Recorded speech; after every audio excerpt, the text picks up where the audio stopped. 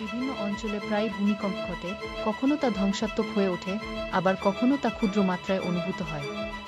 কিন্তু এই ভূমিকম্প ঘটে কেন? এটি একটি প্রাকৃতিক ঘটনা, যার পিছনে রয়েছে বিজ্ঞান ও ভূতাত্ত্বিক শক্তির খেলা। আজকের ডকুমেন্টারিতে আমরা জানব ভূমিকম্পের কারণ, বৈজ্ঞানিক ব্যাখ্যা এবং টেকটনিক প্লেটের গতিবিধি সম্পর্কে।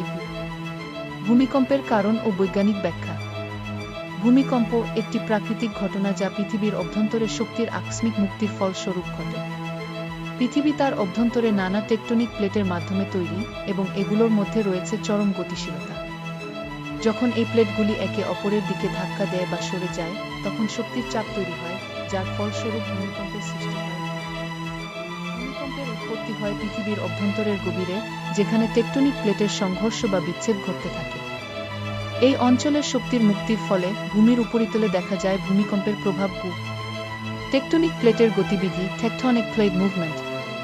পৃথিবীর শিলার আস্তরণ কয়েকটি টুকরো টুকরো প্লেটে বিভক্ত, যেগুলো প্লেট টেকটনিক তত্ত্ব অনুযায়ী পৃথিবীর অভ্যন্তরে চলমান। এই প্লেটগুলির গতি প্রতি বছর মাত্র কয়েক সেন্টিমিটার হলেও, প্লেটগুলির মধ্যে সংঘর্ষ বা বিচ্ছেদ ঘটলে তা শক্তিশালী ভূমিকম্পের জন্ম দিতে পারে।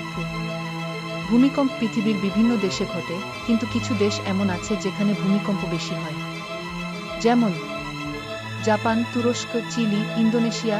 এছাড়া হিমালয় অঞ্চলের দেশগুলো যেমন নেপাল, ভারত, পাকিস্তানেও